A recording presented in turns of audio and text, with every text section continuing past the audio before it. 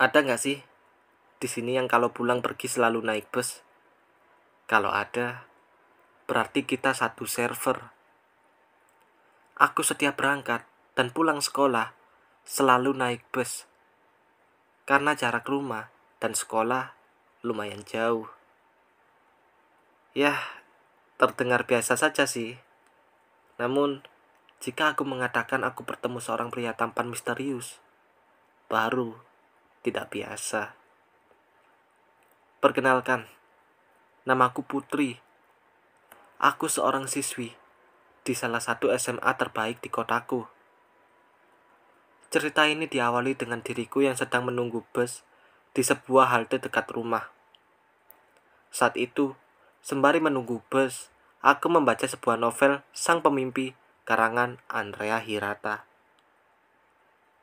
Kala itu di halte sepi.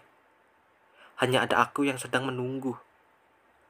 Semua tampak normal, sampai suatu ketika, seorang pria misterius datang dan bertanya namaku.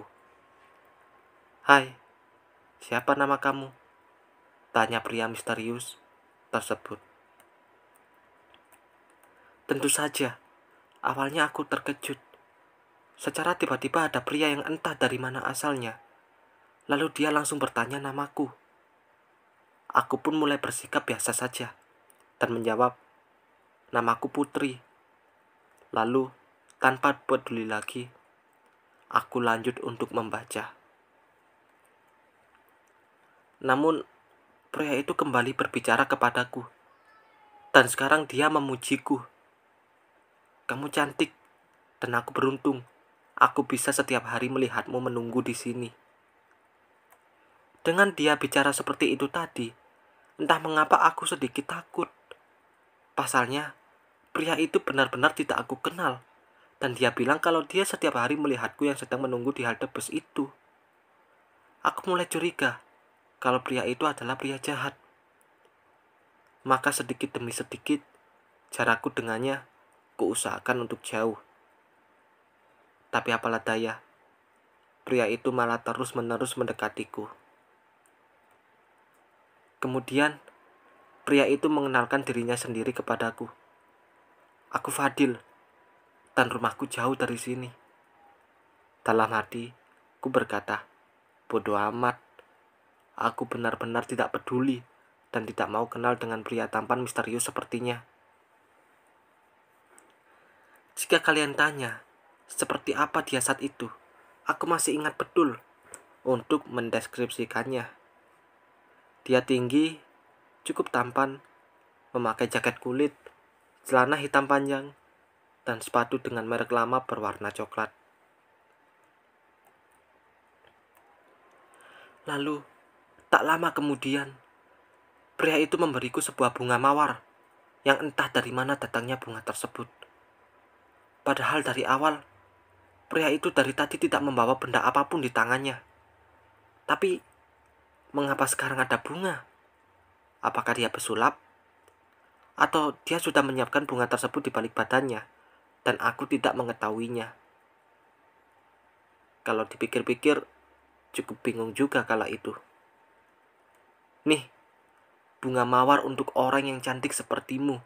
Terimalah," katanya sembari memberikan bunga mawar itu kepadaku. Apa boleh buat, maka ku terimalah bunga itu sebagai bentuk menghargai pemberian dari pesulap misterius tersebut. Tapi, tak berselang waktu lama, bus datang dari kanan jalan. Aku pun sejenak menoleh ke arah bus tersebut.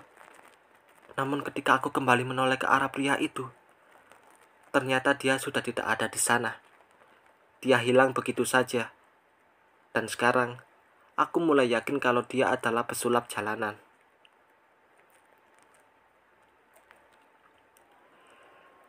Sedikit bingung, tapi aku masih tidak peduli.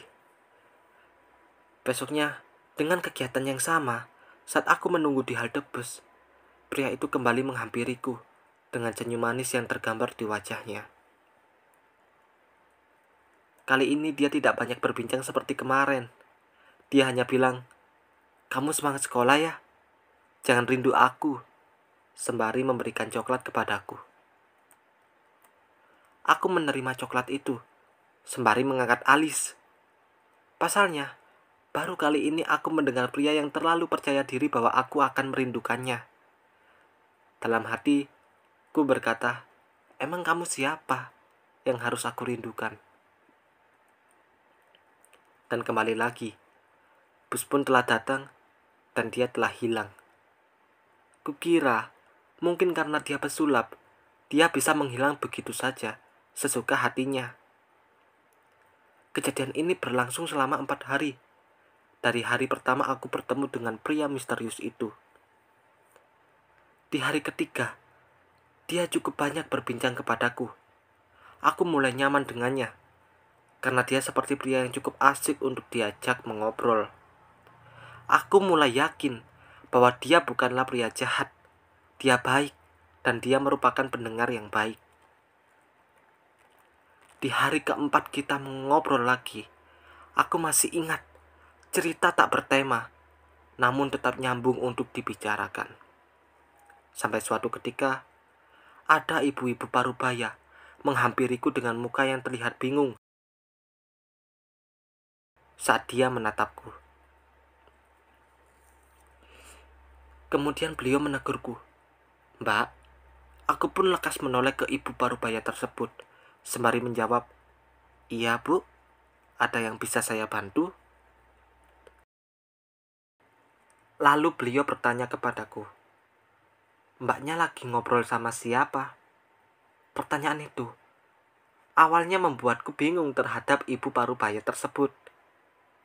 Sudah jelas-jelas aku sedang berbicara dengan Fadil, tapi kenapa masih dipertanyakan? Akan tetapi, saat aku melihat ke arah Fadil untuk memperkenalkannya, ternyata pria itu sudah hilang dan entah kemana perginya. Lalu, kepada ibu parubaya itu aku menjawab, "Saya tadi berbicara pada pria Bu di sini, tapi dia sudah hilang." Tentu saja, ibu itu sangat bingung saat aku menjawab begitu. Lalu beliau kembali berkata, "Jujur ya Mbak, dari kemarin itu Mbaknya kayak aneh gitu. Bahkan beberapa orang juga bingung dengan perilaku Mbak yang berbicara sendirian di sini. Asli, antara percaya dan tidak percaya dengan apa yang dikatakan oleh ibu parubaya itu. Kalau diingat-ingat kembali, saat hari pertama aku bertemu Fadil, situasi halte memang sepi. Di hari kedua juga cukup sepi. Namun di hari ketiga, situasi halte cukup ramai. Kukira semua orang tahu bahwa ada Fadil di sana yang sedang mengobrol bersamaku. Tapi nyatanya, setelah mendengar hal tersebut, bisa dipastikan bahwa orang-orang tidak mengetahui keberadaan Fadil di sana, selain aku. Sepertinya ini bukan trik sulap lagi darinya. Dia menghilang bukan karena sulap hebatnya. Dia bukanlah pesulap jalanan. Yang jadi pertanyaannya sekarang adalah, siapakah sosok Fadil yang bersamaku di halte selama 4 hari itu? Dan semenjak itu, besoknya dan seterusnya, aku benar-benar tidak pernah bertemu dengan Fadil kembali.